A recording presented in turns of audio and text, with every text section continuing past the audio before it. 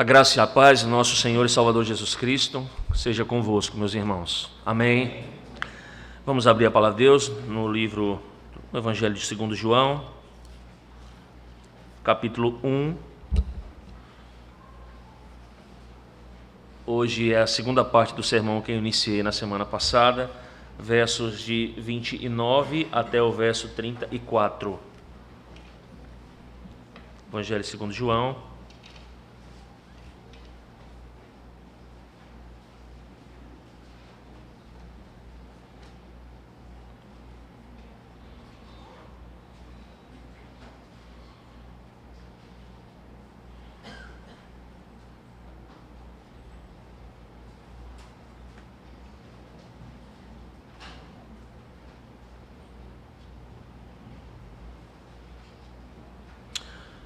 Eu vou fazer a leitura, vocês por favor acompanhem.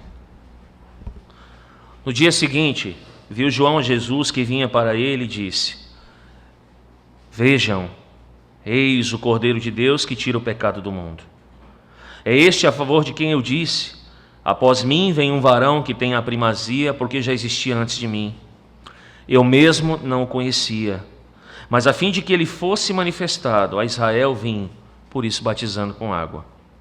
E João testemunhou dizendo: viu o Espírito descer do céu como pomba e pousar sobre ele. Eu não o conhecia. Aquele, porém, que me enviou a batizar com água me disse: aquele sobre quem vires descer e pousar o Espírito, esse é o que batiza com o Espírito Santo. Pois eu de fato vi e tenho testificado que ele é o Filho de Deus. Amém. Oremos, irmãos. Senhor, nós mais uma vez estamos aqui na Tua presença, Senhor, do desejo do Senhor que aqui estejamos. Nós, como filhos obedientes, atendemos a santa convocação mais uma vez nesse dia. Obrigado, então, ó Deus, por podermos render culto ao Senhor. Mais uma vez também nós abrimos a palavra do Senhor neste dia. E agora, mais uma vez, suplicamos ao Senhor que nos ajude a compreender a palavra. Que esta mesma, ó Deus, por obra do Espírito, seja aplicada ao nosso coração. De maneira tal, ó Deus, que, como foi dito aqui nessa noite, todo temor, ó Deus, tudo aquilo que nos aflige, o pecado, ó Deus, que ainda está em nós, tudo isso seja confrontado, seja cuidado, ó Deus, seja tratado pelo Senhor aqui nessa noite. E que também, ó Deus, se alguém há aqui que não tem Cristo ainda em sua vida, que por meio da pregação do Evangelho se renda diante do Senhor, entenda e compreenda definitivamente que Jesus é o único caminho, a verdade e a vida, e que de fato ninguém poderá ser salvo ou galgar algum caminho para o céu, se não for por meio de Cristo. Fala conosco então, Senhor, mais uma vez nós suplicamos, em nome de Jesus. Amém. Voltem os olhos, por favor, para o texto que nós lemos, porque na semana passada nós trabalhamos apenas um verso, o verso número 29, como eu falei, um verso que tinha um conteúdo tremendo, teologicamente tremendo, não é? De verdades tremendas, e nós conseguiríamos fazer aí vários sermões apenas sobre o verso 29, mas percebam que no texto que nós lemos, depois de a João anunciar o Senhor Jesus Cristo como aquele que é o Cordeiro de Deus que tira o pecado do mundo, ou seja, como também vimos aqui aplicando, aquele que todo pecador necessita para que sejam cancelados e expiados os seus pecados, ele continua então agora, nos versículos posteriores, o seu testemunho, mostrando então, irmãos, que embora Jesus fosse homem, ele é maior que o maior de todos os homens. E a razão disso ele nos dá nos versos 30 e 31, porque ele é Deus eterno. Voltem então para o texto novamente comigo, quando lá no verso de número 30 e 31 ele disse assim, João, na continuidade do seu testemunho: é este a favor de quem eu disse: após mim vem um varão que tem a primazia, porque ele já existia antes de mim. Eu mesmo não o conhecia, mas a fim de que ele fosse manifestado a Israel, vim por isso batizando com água. Meus irmãos, vejam, assim como nós havíamos dito aqui anteriormente, lá no verso de número 15, que Jesus ele era mais, e ele na verdade é, ou era lá naquela perspectiva, mais importante que João Batista, havia então uma necessidade de que os leitores da Ásia Menor, eles precisavam ser lembrados exatamente disso. Ou seja, que dentre os dois, Jesus e João Batista, existia uma diferença gritante. tanto aquela que existe entre o infinito, o finito, o eterno ou temporal, ou comparando-se à própria luz do sol com um mero reflexo na lua. E percebam que é exatamente sobre isso que João Batista ele havia testemunhado. Lá no verso de número 15, o que ele diz? Este é o de quem eu disse, o que vem depois de mim tem, contudo, a primazia. Vejam, ele diz, porquanto já existia antes de mim. Talvez, irmãos, e é o que se crê realmente é isso, imediatamente depois de João ter batizado o Senhor Jesus, e este provavelmente deixa então a presença de João Batista, João faz esta afirmação que ainda hoje ressoa poderosamente, ou seja, este era aquele de quem eu disse, ou seja, alguém que vem depois de mim, mas que ao mesmo tempo ele vai adiante de mim, porque ele já existia antes de mim. Percebam que durante o curso da sua vida, não somente em seu nascimento, mas também em seu ministério público, Jesus é aquele que tinha vindo depois de João. Nós sabemos e conhecemos evidentemente as circunstâncias nas quais Jesus Cristo nasceu. Então, ele veio depois de João. No entanto, irmãos, ele veio exatamente nesse sentido fundamentalmente humano, ou seja, como homem. Mas João está dizendo aqui que ele era antes, ou seja, divinamente falando. E vejam mais ainda que isso mostra os chamados direitos de prioridade, ou como o texto vai traduzir, primazia. Elas não pertenciam então a João Batista, mas a Jesus Cristo.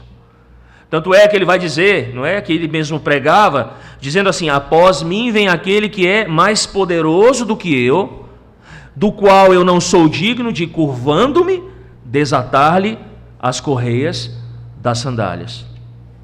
Então percebam, irmãos, que João faz questão de posicionar então o próprio Cristo muito acima de João Batista em poder e glória. E João declara a razão para isso quando ele afirma que o Cristo já existia antes de mim. Ou seja, desde a eternidade ele existia como palavra de Deus. Você vai se lembrar exatamente aquilo que ele diz no capítulo 1, verso número 6. No princípio era a palavra estava com Deus e a palavra era o próprio Deus, era o verbo e o verbo era o próprio Deus. Vejam, irmãos, percebam o testemunho de João Batista, porque ele é extremamente importante. Porque a razão é para apreciarmos completamente aquele, não é? No sentido de que de fato Jesus ele é o Cordeiro de Deus, como ele vai começar evidentemente o verso 29, ele está testificando que Jesus é o Cordeiro, mas para que nós tenhamos a concepção completa de que Jesus é o Cordeiro de Deus, é necessário partirmos de uma ideia primária, uma ideia que é encontrada na Escritura, de que a existência de Jesus Cristo é diferente, é completamente diferente da nossa. Não na sua concepção e nascimento, porque ele também era o quê? Verdadeiro homem. Ele nasceu de uma mulher, mas séculos antes. João fala da chamada pré-existência de quem? Do Verbo. Ou seja, de fato, na eternidade. E aí nós vamos nos lembrar que o próprio Cristo Jesus, ele é o unigênito Filho do Pai. E vejam como isso é importante, porque isso nos faz voltar exatamente para onde? Para o Velho Testamento. Quando lá no Velho Testamento, na Velha Aliança, a palavra de Deus revela a ele, o Messias designado, como aquele que é o Pai da eternidade, segundo Isaías vai nos trazer. Ou como aquele que também é o Pai eterno do seu povo, cujas origens são desde os tempos antigos, ou seja, desde os tempos da eternidade, como nos diz o profeta Miqueias. O Novo Testamento, não apenas o Velho, mas o Novo também, ele vai preservar essa ideia. Mas ele nos dá uma expressão mais exata, ou seja, ele descortina para nós uma expressão mais exata da eternidade de Cristo. Quando no Novo Testamento ele nos ensina que isto, ou seja, a eternidade de Jesus, ela está presente como cumprimento de uma obra que lhe foi confiada pelo Senhor. Ou seja, em todas as obras que Jesus realiza, em todas as passagens, não é, nas quais nós vemos a obra terrena de Cristo, nós percebemos ali, ou seja, é desnudado, é descortinado para nós a própria eternidade do Filho de Deus e a obra que este Pai, juntamente com o seu Filho, a ele lhe confiou. E vejam que de fato é isso que João Batista tinha em mente, quando ele conseguia compreender tranquilamente o porquê ele veio. ou seja, para revelar este que é o Cordeiro de Deus à nação de Israel. Ele veio, e a gente aprendeu aqui, não é? Que ele é aquele que veio segundo Elias, ele veio no espírito de Elias. Mas percebam também, irmãos, que há uma ênfase que é colocada aqui na própria perspectiva da vinda de Cristo ao mundo, porque ele vem para cumprir a sua obra.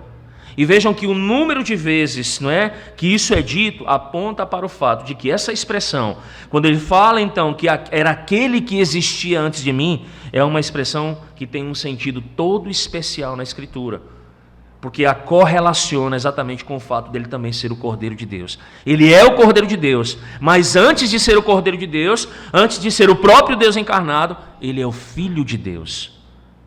Ele é aquele que existia na eternidade. Mas João não para por aí, irmãos. João, ele dá continuidade ao seu testemunho. Verso 31, por favor, olhem comigo.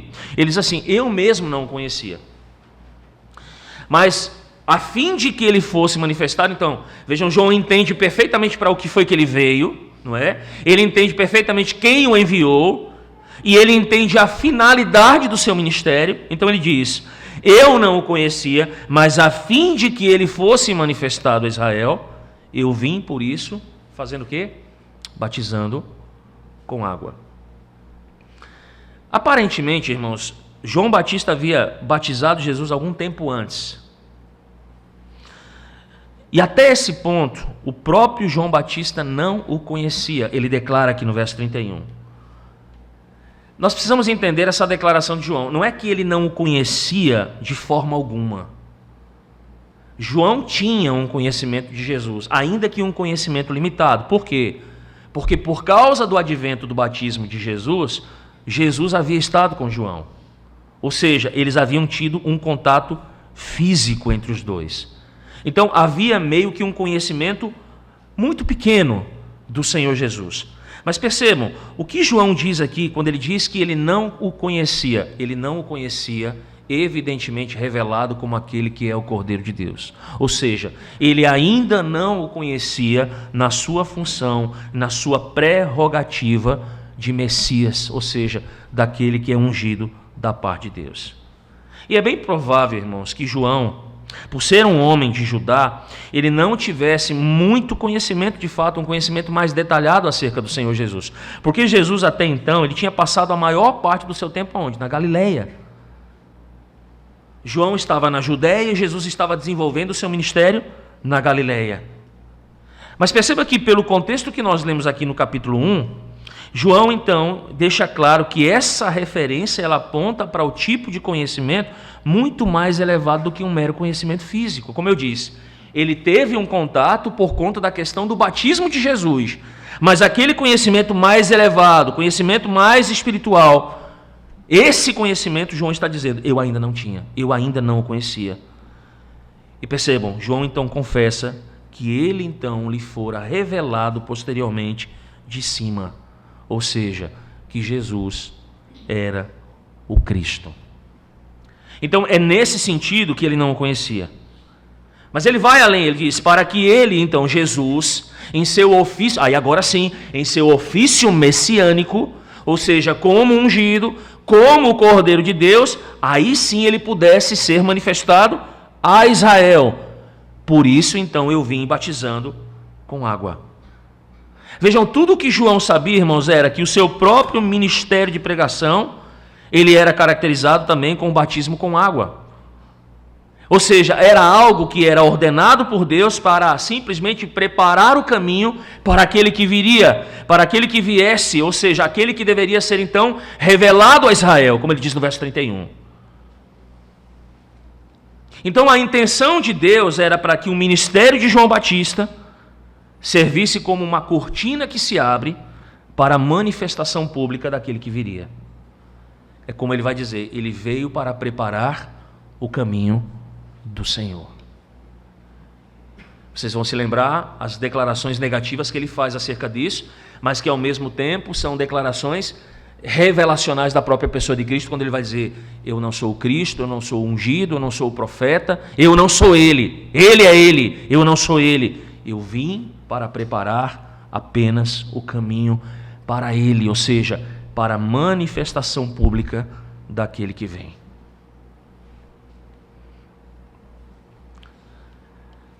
Mas era necessário então a identificação de Cristo. E João então dá um testemunho de Jesus e que explica como ele então o identificou como aquele que vem. Se você olhar comigo o verso número 32, ele diz: veja, como é que isso aconteceu? Exatamente colocando-se em cena o resultado do batismo de Jesus. E o que então João ele vai testificar no verso 32, na parte B? Ele diz assim: eu vi o Espírito descer do céu, como o quê? Como pomba e pousar sobre ele. Irmãos, nos evangelhos sinóticos, em Mateus, Marcos e Lucas, não é? A descida do Espírito Santo, como uma pomba, ela foi algo que o próprio Jesus vai testemunhar. Ela foi um símbolo que veio junto com uma voz do céu. Vocês se lembram que voz é essa? Eis o meu Filho amado, em quem eu me deleito, em quem eu me comprazo. Mas aqui no Evangelho de João, ele tem uma função específica. Porque aqui a pomba, ela assume uma função diferente, ou seja, ela serve para identificar aquele que vem. Para quem? Para João Batista. Para revelar que este que agora está diante dele, aquele que ele batizou, era exatamente aquele que deveria ser esperado pela nação de Israel. Então, é no batismo de João que ele é revelado a João Batista, é no batismo de Cristo que ele é revelado a João Batista. Percebam, irmãos, que o próprio verso seguinte, o próprio Deus vai dizer que lhe enviou a batizar com água, e foi o mesmo Deus que disse o quê? Aquele sobre quem vires descer e pousar o Espírito, esse é o que batiza com o quê? Com o Espírito Santo. Foi assim que aquele que viria, aquele que vem, ele foi então conhecido por João Batista. E agora, esse que vem, o Messias, ele precisava ser o quê? Revelado, manifestado a Israel. É interessante que a igreja primitiva, ela pregava, não é? No seu anúncio do Evangelho, um dos conteúdos da sua pregação, lá em Atos capítulo 10, verso 38, está registrado lá, qual era? Que Deus ungiu a Jesus de Nazaré com o Espírito Santo e poder. Ou seja, a própria igreja que cresce agora, que nasce, que cresce por conta da pregação do Evangelho, era a igreja que reconhecia que de fato Jesus era um ungido da parte de Deus e que do próprio Deus havia recebido um Espírito Santo e poder. E aí, quando os cristãos ali naquele contexto liam as suas escrituras, e o que eles tinham lá? A lei e os profetas. Então, quando eles liam o Antigo Testamento, o que acontecia, irmãos? Veja, Cristo vem agora, na plenitude dos tempos, ele é revelado à nação de Israel, ele é manifestado a essa nação, a nação agora o vê com os próprios olhos.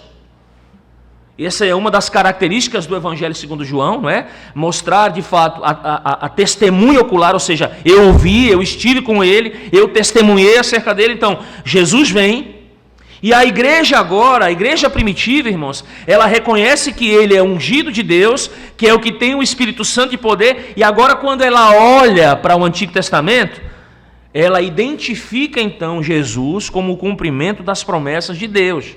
E dentre elas, uma específica, qual era? Que o Senhor derramaria o seu Espírito sobre um rei davídico vindouro. Olhe lá depois Isaías capítulo 11, verso 1. Que o Senhor derramaria o seu Espírito sobre aquele que é o servo sofredor. Veja lá Isaías 42. Ou sobre aquele que é o personagem profeta, segundo Isaías capítulo 61, quando lá Isaías, não é, na revelação da parte do Senhor, ele diz assim: o Espírito do Senhor Deus está sobre mim, porque o Senhor me ungiu para pregar boas novas aos quebrantados, enviou-me a curar os quebrantados de coração, proclamar libertação aos cativos e a pôr em liberdade os algemados, e a apregoar o ano aceitável do Senhor e o dia da vingança do nosso Deus, a consolar todos os que choram e a pôr sobre os que em Sião estão de luto uma coroa em vez de cinzas, óleo de alegria em vez de pranto, veste de louvor em vez de espírito angustiado, a fim de que se chamem carvalhos de justiça plantados pelo Senhor para a sua glória. Então, Este Jesus que é manifestado, este Jesus que agora é identificado pela igreja, é este Jesus, personagem profeta, que da sua própria boca faz este anúncio, e de que ele seria certamente o Senhor daquela nação, ele consolaria aquela nação, ele transformaria o luto, as suas cinzas, na verdade, em alegria, o seu pranto em alegria, o seu louvor, quando eles estavam com o espírito angustiado, transformaria isso em alegria, a fim de que eles se chamassem carvalhos de justiça e fossem plantados pelo Senhor para a sua glória. Portanto, irmãos, não é da gente se surpreender de alguma forma quando nós lemos um texto como esse, que fala, por exemplo, sobre a descida visível do Espírito Santo sobre Jesus, porque o intento do próprio Deus era estabelecer um sinal dado por ele mesmo, pelo qual o próprio João Batista saberia que aquele tão aguardado e anunciado pela boca dos profetas era de fato aquele que vem, Jesus, o Messias, o Cristo, o ungido da parte de Deus. Mas nós precisamos considerar um outro aspecto. E o texto diz algo muito interessante. Esse Espírito Santo, irmãos, ele não apenas vem e desce sobre Jesus, mas ele permanece sobre ele. Vejam o que diz, por favor, na continuidade do texto. Ele diz: eu não o conhecia, mas aquele, porém, que me enviou a batizar com água, me disse: aquele sobre quem vires descer e o que mais? Pousar o Espírito, esse é quem batiza com o Espírito Santo. Então ele não apenas desce sobre Cristo, mas uma ênfase importante aqui, ele não apenas pousa, ele desce e ele pousa, ou seja, a ideia aqui é de permanecer sobre ele. E qual é, irmãos, o significado disso? Isso quer dizer que, para Jesus, Deus, o Pai, lhe dá o Espírito sem limitações. Veja, nós dissemos que a própria igreja primitiva pregava que o próprio Deus ungiu o seu Filho, Jesus de Nazaré, com o Espírito Santo e poder. Em seu batismo, a Escritura diz que então esse Espírito, em forma de uma pomba, ele desce sobre ele, e na verdade a linguagem parece semelhante à linguagem, não é? De Gênesis capítulo 1. No princípio criou Deus os céus e a terra, não é isso? E diz assim, que havia então o quê? Trevas sobre a face do abismo, e o Espírito de Deus fazia o quê, irmãos? Pairava. A ideia é exatamente essa. No batismo de Jesus, o Espírito desce, mas ele paira sobre Jesus.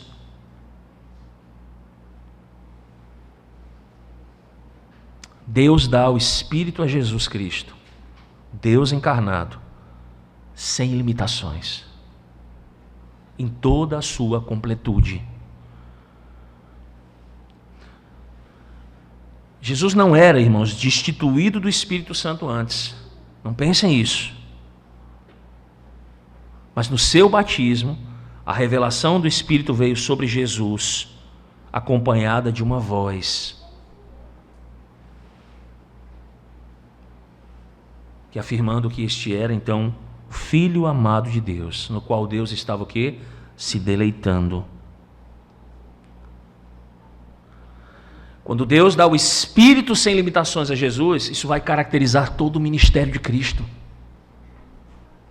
Um ministério no Espírito e um ministério caracterizado pelo poder de Deus. Essa é o que alguns teólogos entendem, uma revelação da chamada Trindade na igreja. E que se dá logo no princípio do ministério de Jesus. E vejam a afirmação de João: o Espírito permanece sobre ele, ou seja, não é uma disposição do Espírito temporária sobre Jesus, mas é algo que? Permanente. Como eu disse, vai caracterizar plenamente, ou seja, é toda a plenitude do Espírito para caracterizar plenamente todo o ministério. em manifestações visíveis da unção de Jesus Cristo pelo Espírito Santo de Deus. E essa unção, com o derramar desse Espírito, ela inclui pelo menos 2 elementos importantes. Primeiro, que o mediador, que aquele que é designado como Cordeiro de Deus, e que lá no final, quando ele vai encerrar o seu argumento, ele vai dizer que ele é o Filho de Deus, este mediador foi enviado para uma tarefa específica.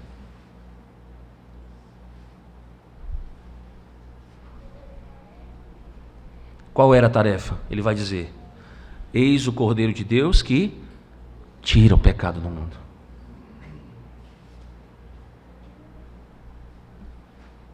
Que tira o pecado do mundo. Mas mostra também que ele é qualificado para executar essa tarefa, porque ele é ungido pelo Senhor. O Espírito desce, mas o Espírito faz o quê? Ele paira sobre ele, ele repousa sobre ele. Ele é o Cordeiro que tira o pecado do mundo.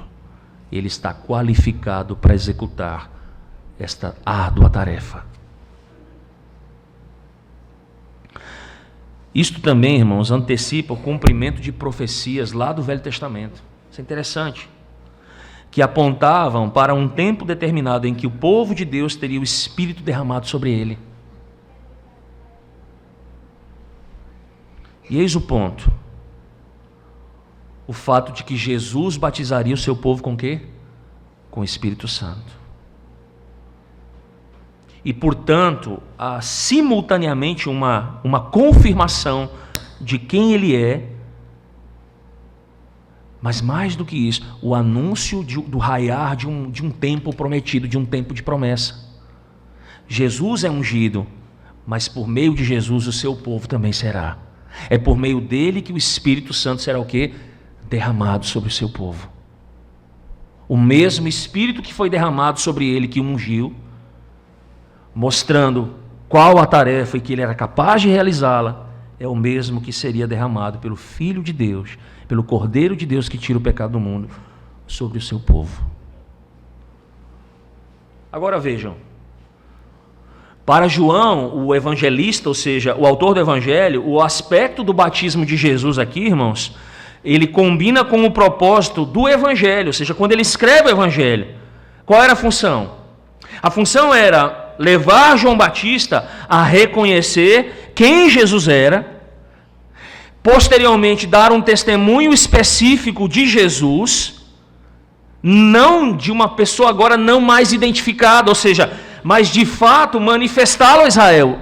Era dizer, é esse. Como ele vai fazer, por exemplo, no segundo dia, em que mais uma vez ele diz: olha, eis o Cordeiro de Deus que tira o pecado do mundo, e os seus discípulos agora o abandonam para seguir a Jesus.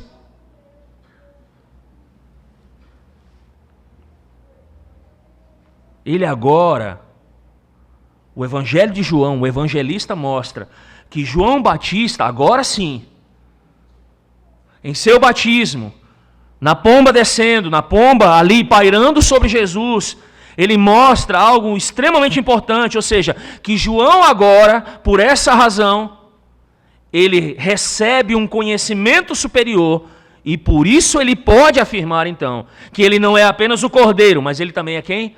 O Filho.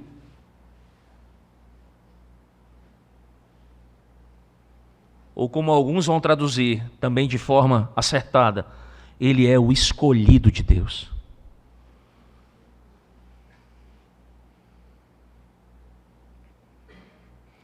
Conhecimento superior revelado por Deus lhe deu a plena condição de afirmar: ele é o Cordeiro e ele é o Filho de Deus. Eu pergunto, irmãos, não é este mesmo conhecimento que nós recebemos da palavra de Deus? Não é a mesma palavra que nos foi evangelizada? Não é a mesma palavra que nós temos, embora lá o Velho Testamento apontasse como sombra, agora nós temos todo o cânon fechado, mas não é a mesma verdade anunciada, ou seja, a verdade que é pregada à igreja, e porque esta verdade é pregada à igreja, e porque o Espírito agora habita na igreja e convence a igreja, abre os olhos e descortina essa mesma verdade de João para a igreja, ou seja, a igreja também agora pode, como João, reconhecer, sim, Jesus é o Cordeiro, mas ele também é o Filho. E é exatamente, meus irmãos, no aspecto do Filho que se concentra o texto.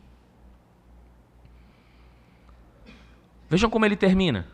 Ele diz, pois eu de fato vi e eu tenho testificado.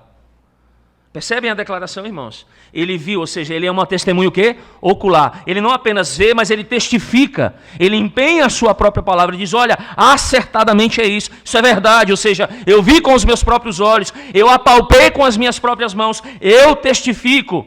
Ele é o Filho de Deus. O Pai me revelou. O que me enviou a batizar com água me disse, aquele sobre quem pousar, sobre quem descer e pousar o Espírito, esse é ele, esse é aquele que vem. E vejam, esse versículo, irmãos, o verso 34, ele é o versículo que, como eu disse, ele é o foco desse texto, e ele é o versículo que conclui o testemunho de João Batista. Ele mostra, irmãos, aqui para nós claramente que o homem que teve essa experiência absurdamente maravilhosa, ele deseja declarar de uma maneira solene que ele não somente viu, mas que a visão ainda está clara diante dos seus olhos. Ou seja, ele não perdeu a sua visão. Que não somente ele testificou, mas que o seu testemunho ele é válido. Ou seja, ele é o Filho de Deus. E essa afirmação de João, ela traz uma ênfase. Como para ele a contemplação do Espírito descendo, permanecendo sobre Jesus de maneira corporal, tinha um significado transformador para a vida dele. Essa visão foi exatamente aquilo que capacitou a João a apontar para Jesus com clareza, com convicção, sem medo, e dizer, ele é o Filho de Deus. Este é o Filho de Deus.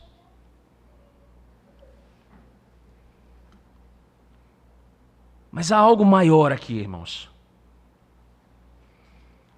Porque quando o evangelista João, ele coloca o título no final dessa sentença, esse autor do evangelho, ele produz então o quê? Um clímax, ou seja, o ponto mais alto, aquele que se harmoniza com o propósito do quarto evangelho. E deixa eu lembrar mais uma vez a vocês qual é o propósito do quarto evangelho. Abram comigo em João 20, por favor.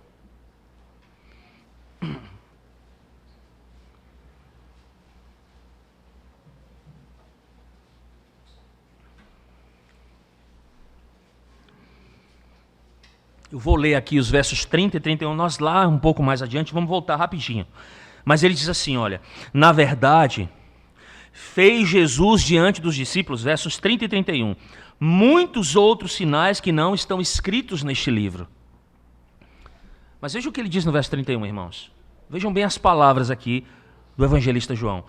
Estes, porém, ou seja, tudo aquilo que ele registra no seu evangelho, foram registrados para que creiais que Jesus é o quê?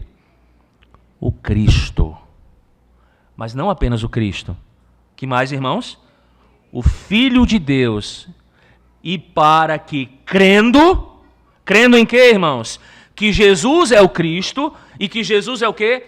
O Filho de Deus. Ou seja, para que crendo nestas coisas, tenhais o quê? Vida em seu nome.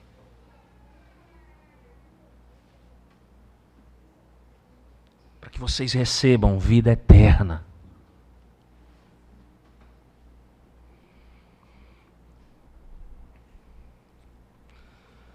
Irmãos, fica claro que João Batista, além de ter visto uma manifestação física corpórea de uma pomba, como é relatado, por exemplo, nos evangelhos sinóticos, ele também ouviu o quê? Uma voz dizendo, tu és o meu filho amado, e em ti eu me regozijo.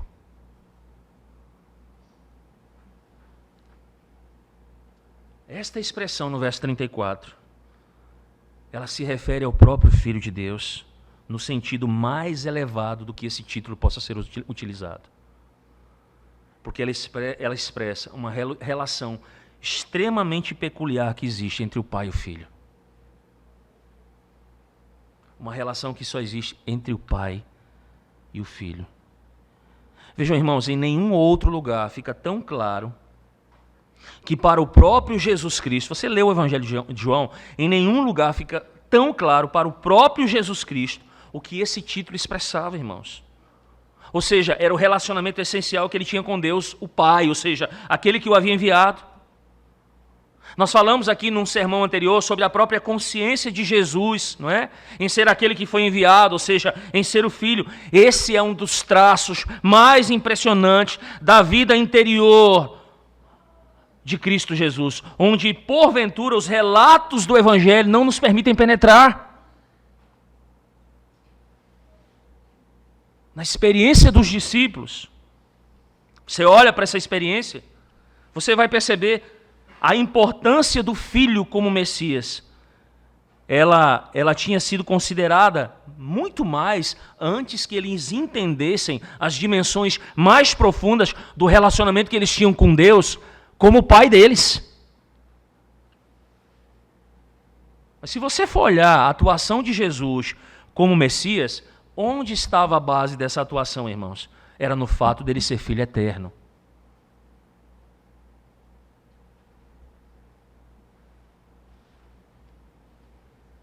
A vinda como Messias era baseada primeiramente no fato dele ser o quê? Filho eterno de Deus. E isso, irmãos, ele vai transparecer de uma maneira muito especial, não apenas nos sinóticos, mas principalmente no quarto evangelho. Porque no quarto evangelho, irmãos, não é? Nós temos uma declaração de Jesus sendo enviado ao mundo como o último e o maior dos mensageiros de Deus, por ser antes o Filho de Deus. É a mesma coisa que diz, por exemplo, o Evangelho segundo Marcos, no capítulo 12, verso 6. E mais ainda, por causa desse conhecimento insondável que o Filho e o Pai, eles têm um do outro, o Pai envia o seu Filho, então, para transmitir o quê? Conhecimento para os outros. Conhecimento de filho, de pai e filho, de filho e pai. Veja se não é assim que João termina o seu argumento. Ele diz, eu de fato vi e tenho testificado que ele é o quê? Ele é o Filho de Deus. Veja como ele termina o argumento, irmãos. Por quê? Por que ele termina assim?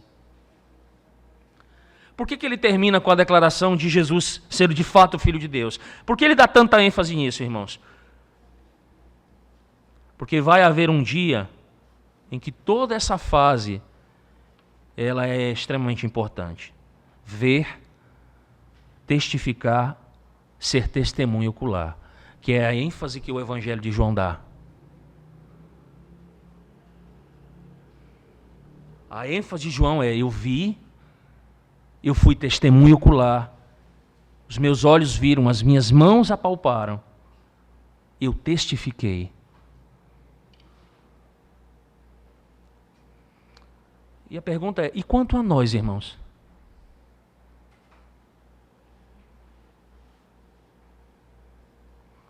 Nós não vimos. Nós não podemos ver. João viu, ele testifica. Nós não vimos. Nós não vemos. Nós não apalpamos. Vocês já pensaram nisso? O que resta para a gente como igreja?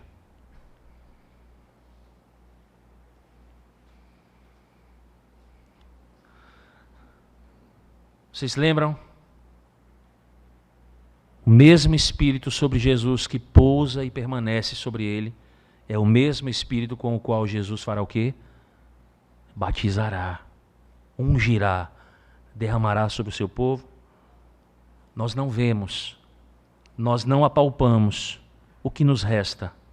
Nós temos a glória do Espírito Santo no nosso meio.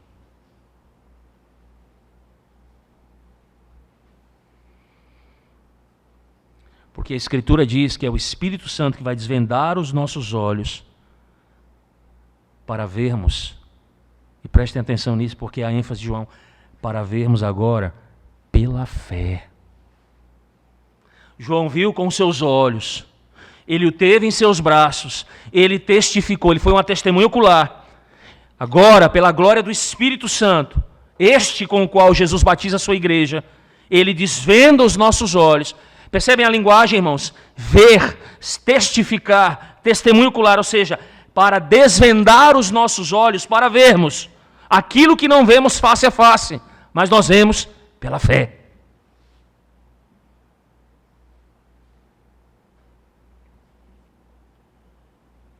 Volte comigo, por favor, para João, capítulo 20.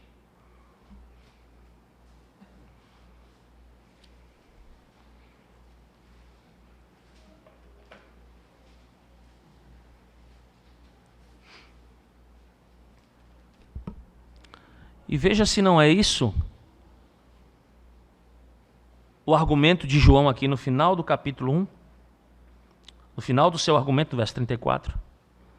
Verso 24 diz assim: ora, Tomé, um dos 12, chamado Dídimo, não estava com eles quando veio Jesus. Disseram-lhe então os outros discípulos, olha a linguagem, irmãos, foi o que eles disseram: vimos o Senhor. E aí ele disse, mas ele respondeu, qual é a linguagem, irmãos?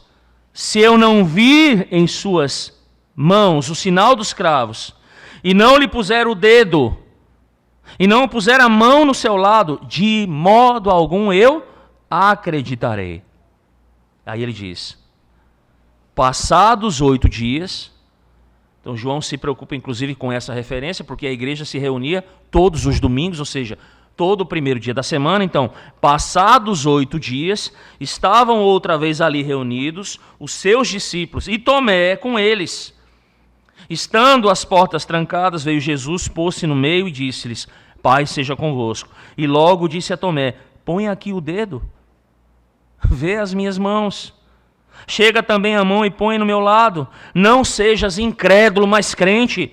E aí Tomé responde, Senhor meu Deus e Deus meu, disse-lhe Jesus, porque me viste, creste? Qual é a ênfase, meus irmãos? Mais uma vez é o quê? Ver. Porque me viste, creste? E o que Jesus diz? Bem-aventurados os que não viram e creram.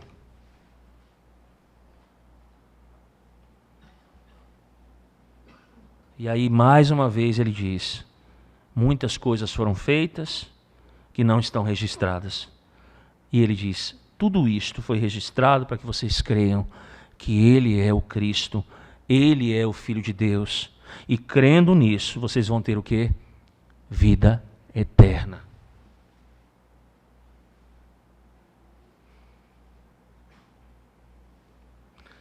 Meus irmãos, João termina categoricamente mostrando que aquele que veio do céu é o Filho de Deus. E segundo o que lemos, isso foi registrado para que crendo tenhamos vida eterna. Ou seja, é no Filho de Deus que nós temos vida eterna.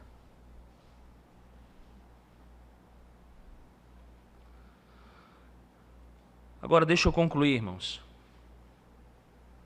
citando aqui algumas coisas.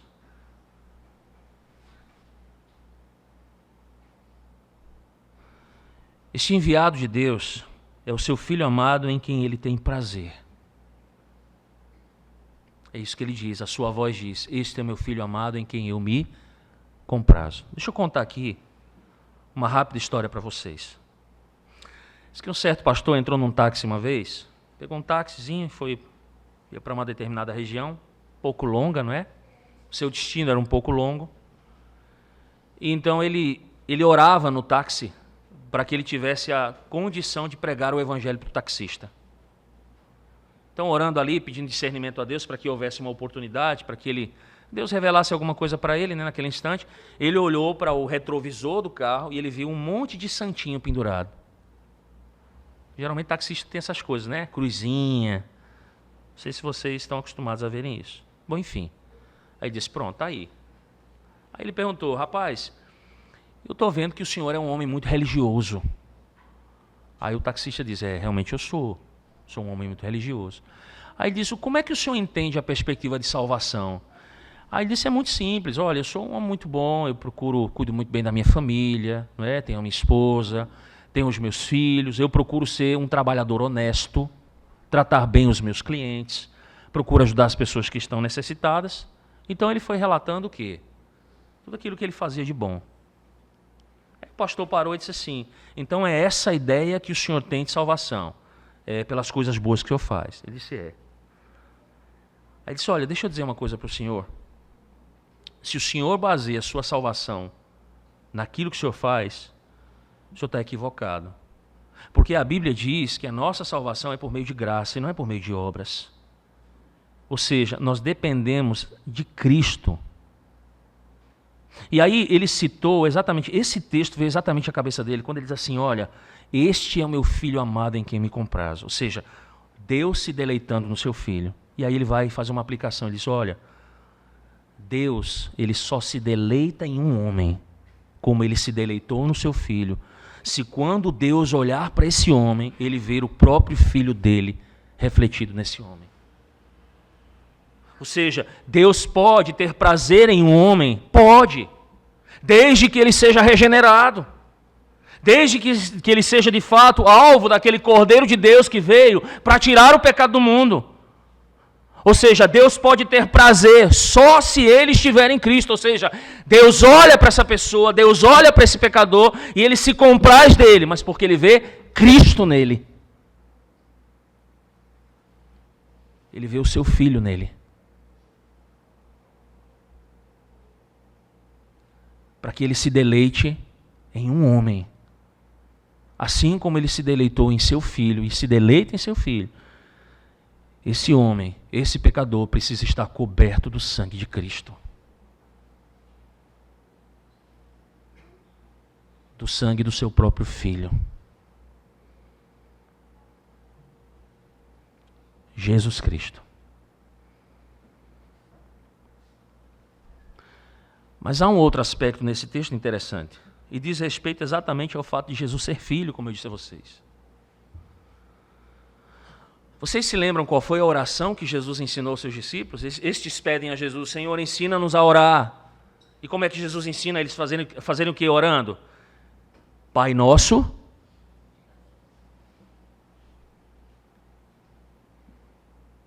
Irmãos, aqui é uma diferença incrível naquilo que diz respeito à paternidade de Deus. Porque Jesus é filho por natureza, ou seja, ele é diferente.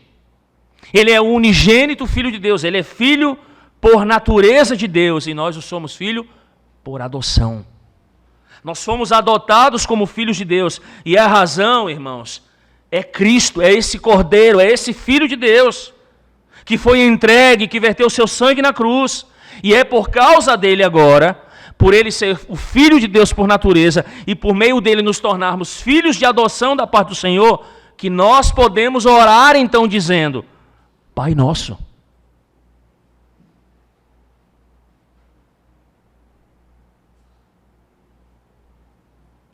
Agora, por ele ser o Filho de Deus, nós podemos estar diante daquele que é o juiz de toda a terra, o rei de toda a terra, o todo-poderoso Deus, e chamá-lo de Pai.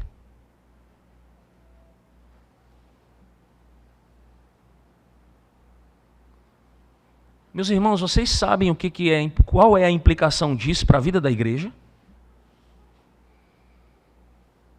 Deixa eu dizer para vocês qual é. O quão motivados vocês são na vida de oração? Façam essa pergunta para vocês. O quão motivado eu sou para orar? A Bíblia diz que nós devemos orar sem cessar. Em todo e qualquer lugar, no trabalho, na escola, onde quer que estejamos, em casa, fazendo o que quer que estejamos fazendo. Na maioria das vezes, orar. Precisamos buscar o Senhor em oração. E percebam, essa tem que ser a mola mestra para impulsionar a nossa vida de oração comunitária. Qual é a mola mestra? Jesus é o Filho de Deus. E por causa dele ser o Filho de Deus, em razão dele também ser o Cordeiro de Deus e ter morrido morrido em meu lugar, eu também sou filho de Deus. E agora eu posso dizer, Pai. A razão agora é porque eu posso chamar aquele que me criou de Pai.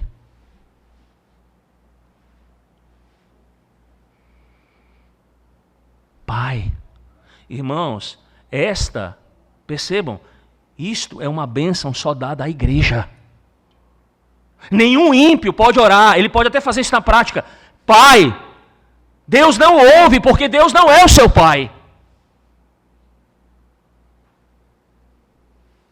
Deus é o Pai dos crentes em Cristo Jesus. E isso, irmãos, é algo excepcional. Nós temos o privilégio deste livre acesso, como foi orado aqui hoje, esta graça de livre acesso ao Pai, por meio do nosso irmão mais velho, que é o Filho de Deus.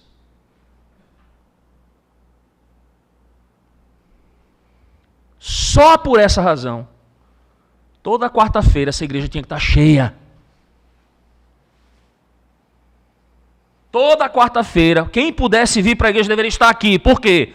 Porque você tem um Pai que ninguém na face da terra tem igual. Nenhum homem que não tenha Cristo tem o Pai que você tem. Por causa de Cristo.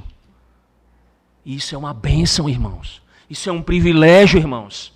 A razão de estarmos aqui deveria ser exatamente essa. Não é porque nós temos aí um saco de pedidos para fazer para Deus, mas porque Ele é o nosso Pai, porque eu posso chamá-lo de Pai, porque eu tenho livre acesso, porque eu posso agora entrar com intrepidez na presença do Senhor, por causa dos méritos daquele que é o Filho de Deus, o Cordeiro de Deus que tira o pecado do mundo.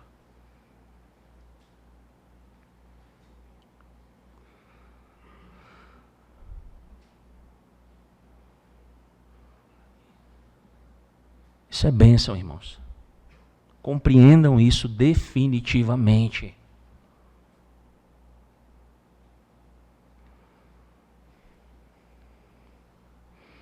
Olhando para o texto ainda, irmãos, as igrejas não reformadas, infelizmente, não têm compreendido o que é batismo com o Espírito Santo. Muitos fiéis, eles têm abraçado essas doutrinas não bíblicas, não é? E acabam por sofrer. Uma vez eu peguei um comentário de uma irmã em Cristo, na sua própria Bíblia, dizendo assim: Senhor, me dá o Espírito Santo. Angustiada, crente, assídua da igreja, assídua na obra do Senhor, estava lá: Senhor, em nome de Jesus, clamava e suplicava, dá-me o Espírito Santo. Pessoas sofrendo porque não compreendem. Porque acham que por algum tipo de manifestação excepcional, de um dom específico, e porque isso lhes falta, não recebem o Espírito Santo de Deus. Está errado, irmãos. Isso é uma doutrina diabólica. O que não é de Deus é do diabo, é do homem. Ninguém pode ser uma nova criatura sem que esta tenha o Espírito Santo. E os requisitos para receber o Espírito Santo são apenas dois: arrependimento e, como vimos aqui nessa noite, fé. Não línguas estranhas. Elas não existem.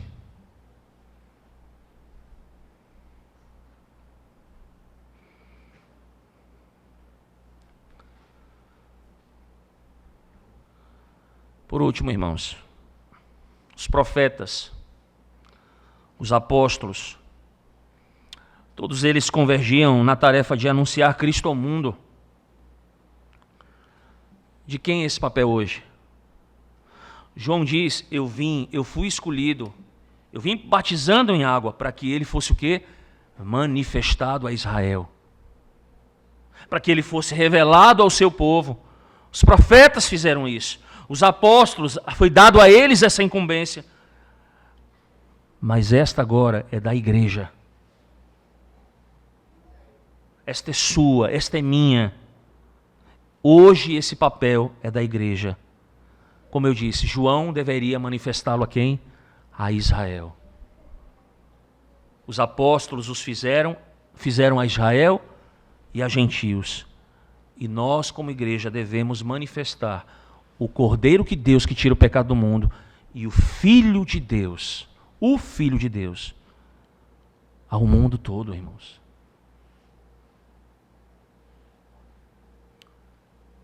É como dissemos aqui na quarta-feira passada, nós precisamos nos alinhar com o santo propósito de Deus.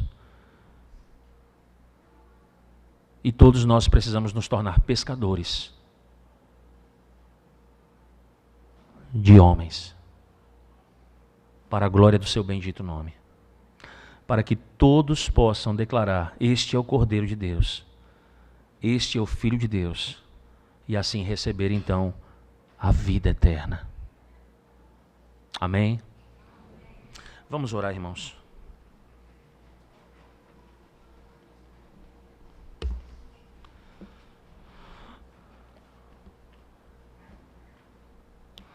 Nosso Deus,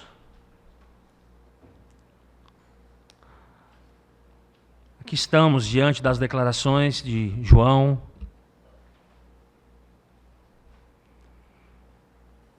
As duas principais, como Cordeiro de Deus, o que Cristo é, e como Filho, o Filho de Deus.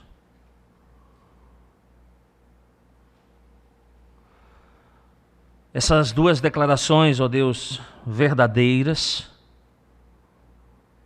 de testemunhas oculares que testificaram destas verdades,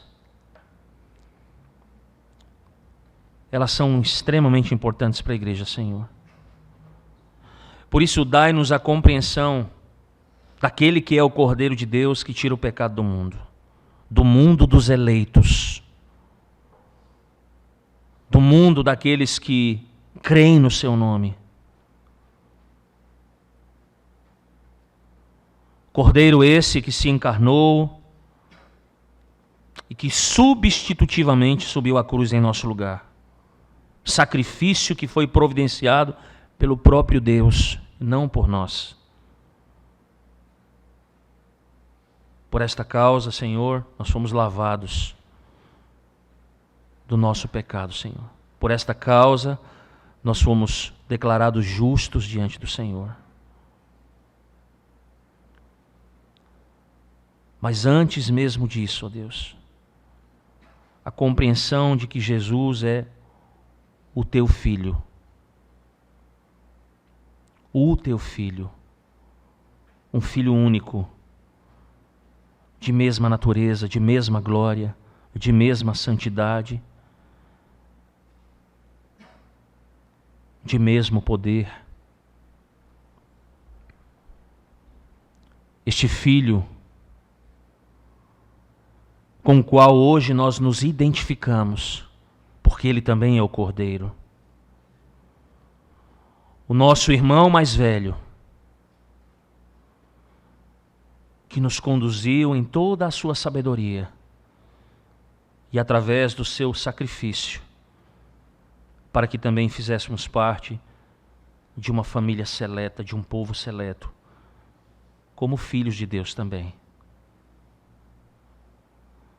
Senhor, diante do que temos ouvido do Evangelho de João, revele claramente diante de nós, ó Deus, como aquilo sobre o que temos falado é tão importante para nós. Nós somos um povo extremamente abençoado, Senhor, os que creem em Jesus, os que se arrependeram dos seus pecados. Um povo diferente. E é um povo que compreende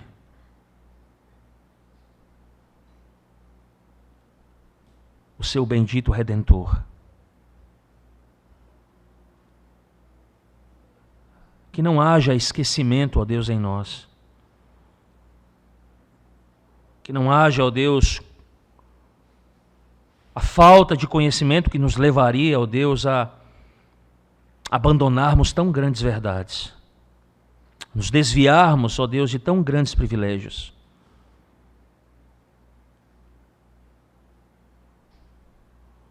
Porque, Senhor, nós não temos nada para te apresentar. Nós não podemos nos autoproclamarmos filhos do Senhor. Nós não podemos, ó Deus, comprar a nossa salvação. Nós não podemos ter paz com o Senhor. Porque o que fazemos, ó Deus, é só pecar.